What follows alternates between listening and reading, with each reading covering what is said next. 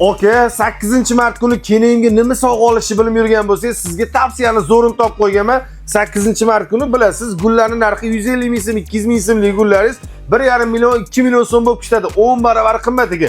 Gul olib nima qilasiz? So'lib qoladi. Undan ko'ra men sizga tavsiyani zo'ri. Mana bu ko'rayotgan mo'ykangizni shundoq borib kenayimga sovg'a qiladigan bo'lsangiz, menimcha kenayimga sizdan zo'r odam bo'lmasa kerak. Nima guni qilyapman? Bu ko'rayotgan mo'ykangiz oddiy mo'yka emas. Mo'ykani Pro Max varianti. Ko'ryapsiz, 5 ta funksiyada ishlaydi. Undan tashqari mevalarni yuvishga, sabzavotlarni yuvishga alohida o'zining laganlari bor. Mana bunaqa ko'rayotganingizdek taxtagacha bor. Xuddi shu ko'rayotganingiz nержавейкаdan qilingan, shumovka qilingan, unchumchaga ovoz o'tkazmaydigan, zanglamaydigan variant. Sifonlari ham mana ko'ryapsiz, nержавейка variant.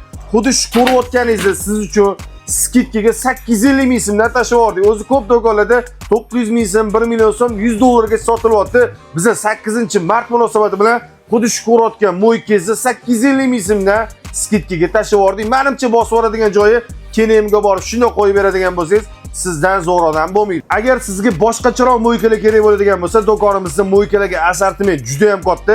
Bemalol kelsanglar bo'ladi. Manzilimizni eslatib o'taman. Chinoz shahar dehqon bozorining shundoq yonginasida joylashgan.